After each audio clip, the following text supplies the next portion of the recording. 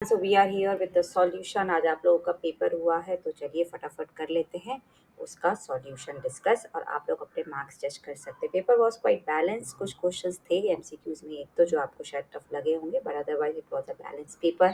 Calculations थोड़े ज़्यादा थे, सो लेट्स डू इट फटाफट। Okay, now let's start with the first question. So first question was based on first chapter, so -41 mod 9। So mod 9 है हमारे पास और 9 से हमें डिवाइड करना है -41 को। So what should be the least number basically? What is the remainder that you will get? So the answer will be 4, that is B option, because -41 minus 4 is -45, which is divisible by 9. Right? So the answer will be 9. अभी आपको लग रहा होगा 5 answer क्यों नहीं है? Because -45 is less than -41. That is the reason the answer will be this. Now the next question will be D, because A is greater than B. और आप इसमें एक नंबर, नेगेटिव नंबर जो है वो ऐड और सब्ट्रैक्ट कर रहे हैं। So now A minus C is greater than B plus C. अगर आपके पास सपोज ये 5 है और ये 4 है, suppose I am just taking an example, तो अगर आप इसमें से कोई भी नेगेटिव नंबर सोच लीजिए, सपोज यू थिंक ऑफ -2, तो 5 में बेसिकली आप ऐड करेंगे 2 because you are subtracting negative number, और B में से आप सब्ट्रैक्ट करेंगे तो it is addition, right? So it is going to be greater. So 4D option is correct. Right, now let's move on to the next. So for the next, that is the third question we have. Now A B transpose minus B A transpose, जब भी हमें ये देखना होता है कि ये हमारे पास जो मैट्रिक्स है then what is going to be, so A और बी हमें ऑलरेडी सिमेट्रिक मैट्रिक्स दी गई हैं, तो हमें ये बताना है A B dash minus B A transpose क्या है। तो अभी हम इसका भी ट्रांसपोज निकाल के देखेंगे। So A B transpose minus B A transpose का ट्रांसपोज हमें निकालते हैं। Okay, and then we will check. Right, so now let's do it. So let's apply the properties of transpose here. So A B transpose का transpose लिया हमने, and minus B A transpose का transpose, right? So if I do it, so according to the rule, transpose में reverse order में आएंगे। So B transpose transpose A transpose and minus A transpose transpose will be this. So B A transpose minus AB transpose. Now here the point given to you is आपको check करना था A B transpose minus B A transpose. So B A transpose minus A B transpose आपको आ रहा है। So basically your transpose, right, transpose of the matrix is equal to its negative. So अगर ऐसा होता है तो हमारे पास मैट्रिक्स क्या होती है? स्क्यू सिमेट्रिक मैट्रिक्स होती है, right? You know that A transpose is minus A, then in that case it is going to be skew symmetric. So D option is correct. Now we have to find the inverse in the next question. So inverse का formula क्या होता है हमारे पास? 1 upon determinant value of A into adjoint. So पहले हम determinant value निकाल लेते हैं। So determinant value will be down minus up, that is 6, तो सबको आया होगा। एडजॉइंट अगर 2/2 है तो उसका शॉर्टकट जो होता है वो बहुत सिंपल सा होता है। 4 का कोफैक्टर क्या है स्टूडेंट्स? अगर 2/2 ऑर्डर है, अगर हम पहले एडजॉइंट को देखें, राइट? सो एडजॉइंट पहले निकालते हैं। सो एडजॉइंट विल बी व्हाट? 4 का कोफैक्टर 1, -1 का cofactor -2, because sign will count. 2 का cofactor will be 1 because -1 of negative of -1, 1 का कोफैक्टर 4, और इसका ट्रांसपोज। तो इसका जब आप ट्रांसपोज लेंगे, that is the most important thing. So what will you get here if I right? So that joint will be 1 1 -2 4, और ये आपको किससे डिवाइड करना है? 6 से, because that's your determinant value. Okay, so that is what you have to do. So 1 upon 6, 1 upon 6, then -1, 2/6 is -1/3, and 4/6 is 2/3. So that is your C option. So C option is correct for the fourth question. Now let's move on to the next. So fifth question is simple question. So you have to solve both the determinants and equate the values. So 2x square minus 20 is equal to 18 minus 20. Simple question है, आपको इसको solve करना है। सो 2x square 20 आप cancel कर सकते हैं, is equal to 18, so x square is 9, so the option is D, that is +-3। The next is to find the slope. So slope आपको निकालना है अभी। तो स्लोप ऑफ नॉर्मल निकालना है, टेंजेंट नहीं निकालना है। तो पहले आप dy बाई डी एक्स निकाल लीजिए, ये स्लोप ऑफ टेंजेंट होता है। ओके, नॉर्मल का स्लोप हम बाद में निकालेंगे, पहले इसको हम निकालते हैं। So X minus four whole square, quotient rule लगाएंगे and now it will be X minus four minus X minus three, right. So X X cut हो जाएगा, so minus four plus three is minus one upon X minus 4 whole square. Now you have to find this at 6. So put the value of x as 6. So what will you get? Minus 1 by 4. Now this is the slope of tangent. Normal का slope minus dx by dy. That is the reciprocal with negative sign. So what is the reciprocal with negative sign? 4. So your answer is A. Now the next question, seventh, is based on direct formula. So rate of change of population. अगर आपके पास birth rate और death rates दिए गए हैं, constant birth rates और death rates, so of course birth rate minus death rate will be the population का change, right?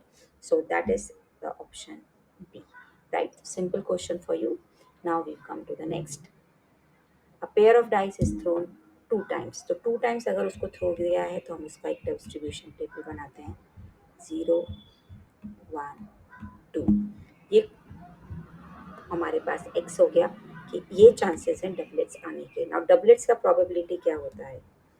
Doublets का probability होता है, डबलेट्स मीन्स 1 1 2 2 6 6 3 3 4 4 5 5, तो उसका प्रोबेबिलिटी होता है 1/6, राइट। सो हमारे पास 1/6y बिकॉज 6/36 होता है, राइट। पेयर ऑफ डाइस है, सो 6/36 मीन्स 1/6। नॉन डबलेट्स का प्रोबेबिलिटी कितना हो गया? नो डबलेट, डबलेट नहीं आने का, राइट। सो डबलेट नहीं आने का प्रोबेबिलिटी हो जाएगा 5/6। बस अब आपको इसको यूज़ करना है। एक बार भी डबलेट नहीं आया, सो हमारे पास क्या प्रोबेबिलिटी हो जाएगी उसकी? 0 times doublets. So 5/6 into 5/6 that is 25/36। One time doublet, one time no doublet, और ये रिपीट होगा 2 बार। ओके, एंड 2 के लिए क्या हो जाएगा? Both times doublet. अब एक्सपेक्टेशन वैल्यू निकालनी है तो आपको क्या करना है? मल्टीप्लाई करना है। सो एक्सपेक्टेशन का फॉर्मूला क्या होता है? Sigma x I P I, so which is 0 into something 0 plus 1 into, what is the answer for this? 5/36, 5/36 दो बार ऐड होगा, so it will become 10/36 plus, what will be the answer for the next? 2/36, right? So what will be the answer? 12/36, which is nothing but 1/3. That will be your answer. A mean of t distribution is always 0. That's again formula based, hardly point of few seconds. Then variations which occur due to change in climate, festivals, and also these are your seasonal variations.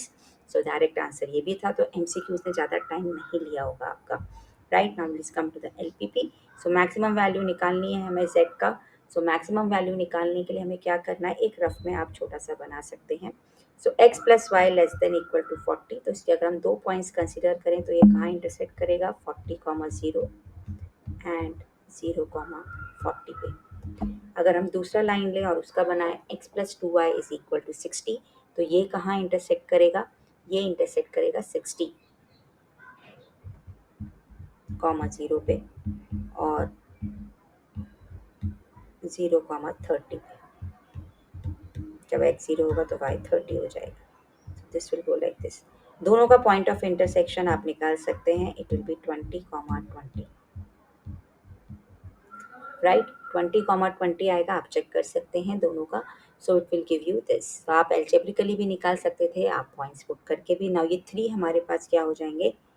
दोनों के corner points, ये reason आपका हो जाएगा।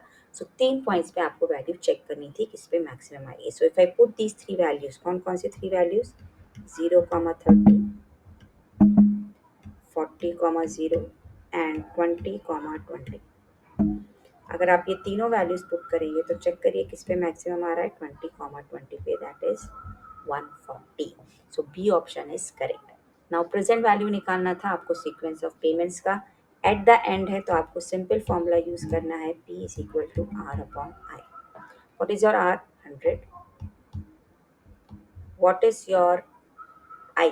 5 upon 100। So 100 will go up. Now simply divide it.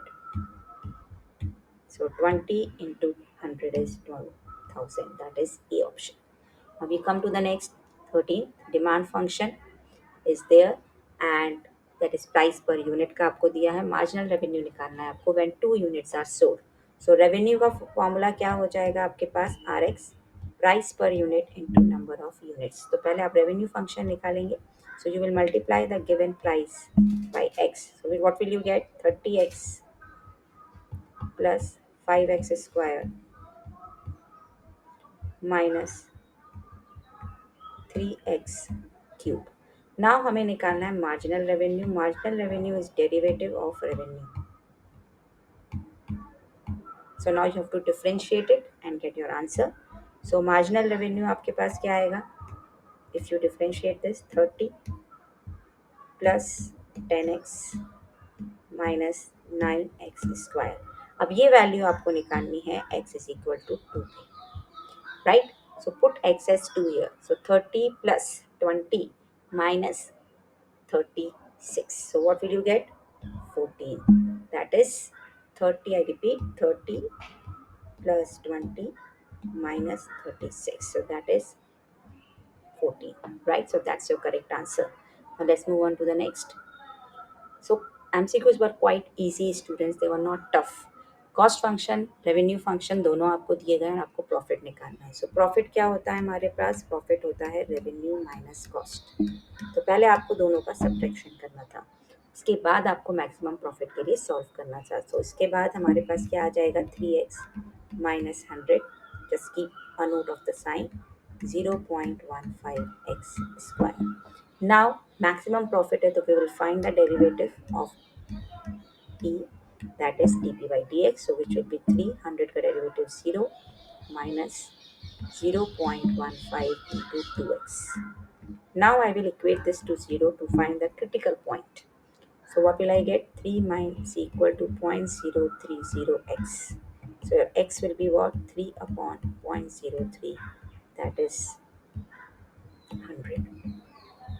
Now is 100 a point of maxima? That you have to check. So आप check कर सकते हैं कि d square p by dx square कितना आएगा? Negative. So it is less than 0, so it's a point of maxima. So the correct answer is P, that is 100. Right? Let's move on to the next.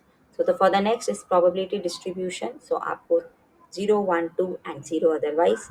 So 0, 1, 2 again small probability distribution table is here. 0 के लिए k है, this is 2k and this is also 2k. Now sum of all probabilities is 1. So k is 1 by 5. That's it. So B is your correct option. Now test statistic का formula again it's formula based. बहुत सारे questions formula based थे. आपने हमारे videos अगर देखे होंगे तो आपको पता होगा हमने बहुत स्ट्रेस दिया था कि सारे फॉर्मूलेज लर्न करिए एंड सीरियसली जिन्होंने अच्छे से लर्न किया होगा उनको बहुत अच्छे स्कोर्स मिलेंगे. So your correct option is B. Right, now let's move on to the next. This is based on effective rate. So effective rate और नॉमिनल रेट का फॉर्मूला क्या होता है पहले वो लिख लेते हैं. सो आर इफेक्टिव इज, सब कुछ फॉर्मूला बेस्ड होता है. अप्लाइड मैथ्स को में स्कोर करना इसलिए बहुत आसान है. 1 plus R upon M into 100 where M is your time. Okay, raise to M यहाँ पे सेमी एनुअली है so M will be 2 minus 1 into 100 इसलिए परसेंटेज में कन्वर्ट करना है. So now what will be the answer? 1 plus 4 upon 200 raised to 2 minus 1 into 100. So what will you get? This is 50. So 51 upon 50 raised to 2. अब आपको लग रहा होगा ये हमें कैलकुलेट करना पड़ा, but it's very easy to calculate students. आप आइडेंटिटीज लगाइए इसमें. 51 स्क्वायर अपॉन 50 स्क्वायर है minus 1. If you take the LCM, what will you get? 50 square. Now 51 square minus 50 square आएगा ऊपर, which is a minus b, a plus b. अगर आप करेंगे you will get 101. So 101 divided by 50 square into 100. अब इसको आपको solve करना है. 50 से कर दीजिए आप divide. So this will get 2 and now अभी आप 2 से कर दीजिए तो 25, so 25 101 upon 25 you are getting. So 101 upon 25 कितना होता है? It's more than 4 and if it is more than 4 what do you get here? 4.04%, right? So that's your correct answer, option B, right? So this is what we have. Now we move on to the next. So now 18th is based on CAGR. CAGR is again a very very simple topic. CAGR का formula क्या होता है? Again formula based. So it's final value upon initial value raised to 1 by n minus 1 into 100. Now what's your final value given? 25,000. So 25,000 upon what's initial value given 5,000। इसमें तो उन्होंने already आपको value दिया है। Time क्या है आपका 4 years, सो 1/4 हो जाएगा आपके पास -1 इंटू 100 आप बाद में करेंगे। So what is the value given to you? 1.49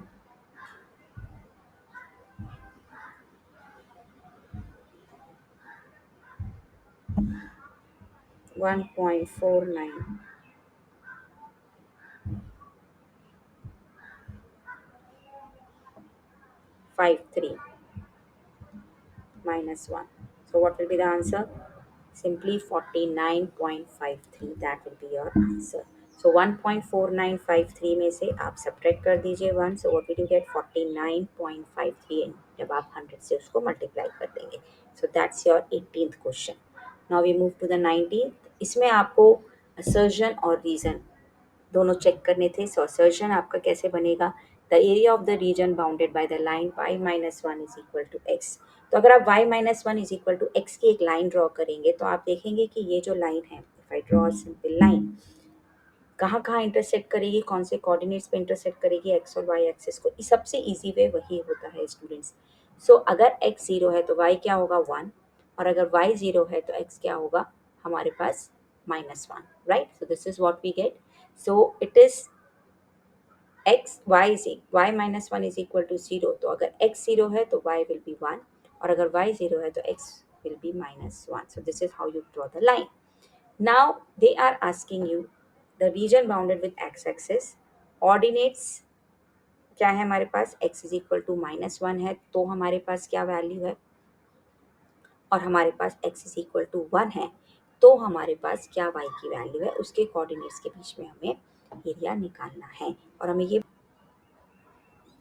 So now let's do it. So now yes, put x is equal to -1. Ordinates का मतलब y का वैल्यू लेना है. ओके, ये ध्यान रखना था. x अगर -1 होगा तो y का वैल्यू हमारे पास क्या है? 0. वो तो हमने ग्राफ में भी देखा. और अगर x 1 हो जाएगा तो y का वैल्यू क्या हो जाएगा? देखिए, y का वैल्यू हो जाएगा 2. तो x इज इक्वल टू 1 तक हम जाते हैं. यहाँ पे suppose x is equal to 1 है तो ये आपका बनता है पॉइंट. अब आपको ये एरिया चाहिए. अब इस एरिया को निकालने के लिए of course we need integration. So integration का कॉन्सेप्ट क्या होता है? इंटीग्रेशन का कॉन्सेप्ट होता है ए टू बी मतलब हम -1 से 1 तक जाएंगे. Okay, so -1 to 1 F x D x. F x का मतलब y dx. Now what is the value of y? Y is x plus 1 dx. Okay, तो आप यही कॉन्सेप्ट को यूज़ कर रहे हैं. अब आप इसको इंटीग्रेट करिए और वैल्यू लेके आइए. इसको इंटीग्रेट करने के बाद आप चेक करेंगे अपनी वैल्यू. सो x² अपॉन 2 प्लस एक्स और -1 to 1. ओके, सो -1 to 1 आपको वैल्यूज डालनी है. सो x² upon 2 half plus 1 that is 3/2 minus half, right? And then what you get here? That will become plus half. And then what you get here?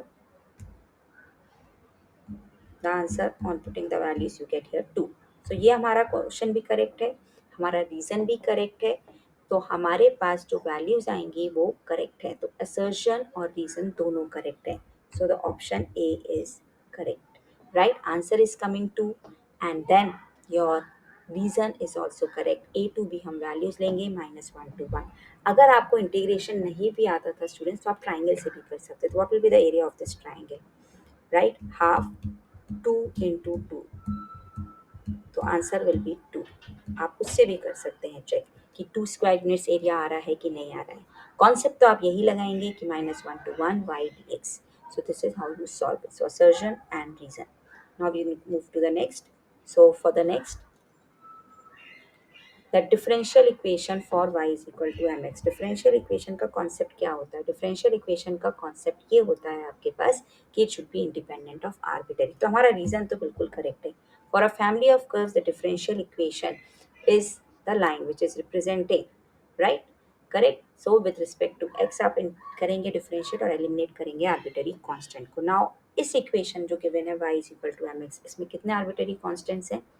Only one arbitrary constant, that is m. So dy by dx is equal to क्या हो जाएगा हमारे पास? m। Correct. अब m को हमें eliminate करना है तो m की वैल्यू हम इक्वेशन से निकाल सकते हैं। क्या आएगी? y upon x, right? So y upon x आएगी तो क्या इक्वेशन बन गई? x dy by dx minus y is equal to 0। So that is also correct. So a option is correct. So this is the solution for all the 20 MCQs and I hope you have all have got the answer. Check your scores and send me. Okay, thank you everyone. We'll come with section